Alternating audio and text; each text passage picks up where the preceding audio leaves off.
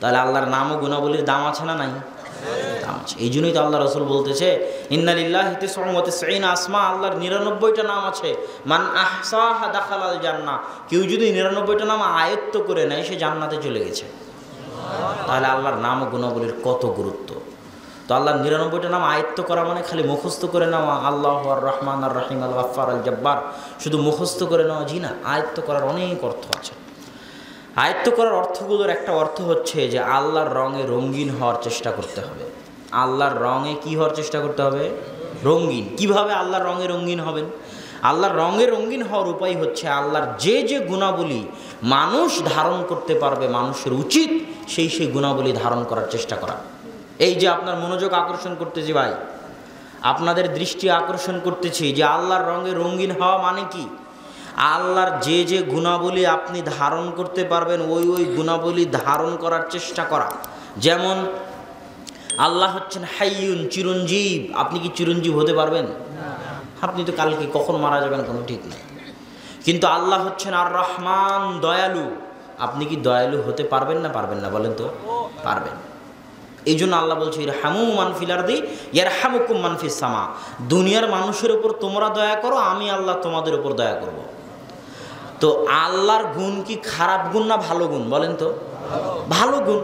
আল্লাহ সর্বোচ্চ গুণের অধিকারী দেখেই তো আল্লাহ রব, আল্লাহ সর্বোচ্চ গুণের অধিকারী দেখেই তো আল্লাহ ইলাহ। তো আল্লাহর গুণগুলো যদি ভালো হয় তো মানুষের কি উচিত নয় সেই ভালো গুণগুলো ধারণ করা? যেমন আল্লাহর একটা গুণ হচ্ছে আলিম, জ্ঞানী। আল্লাহ কি? জ্ঞানী।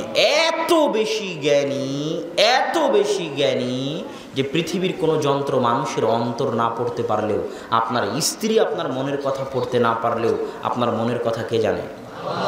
আল্লাহ এত বেশি জ্ঞানী যে পৃথিবীর কোনো যন্ত্র কে কখন মারা যাবে তা বলতে না পারলেও, ভবিষ্যতে কি হবে তা বলতে না পারলেও, 1 সেকেন্ড পরে কি হবে তা বলতে না পারলেও কে জানেন?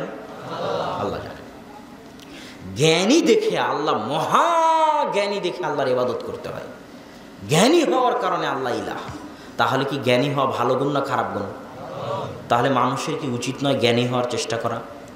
যতটুকু পারা যায় জ্ঞানী হওয়ার চেষ্টা করা, যতটুকু পারা যায় জ্ঞান অর্জনের চেষ্টা করা। কেননা জ্ঞানী হওয়া কার গুণ?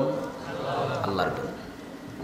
আল্লাহর গুণ ক্ষমা করে দেওয়া। আপনি আল্লাহর কাছে ক্ষমা চাচ্ছেন, আল্লাহ মাফ করে দাও, আল্লাহ ক্ষমা করে দাও। আপনি নিজে আপনার বউকে ক্ষমা করতে পারেন না।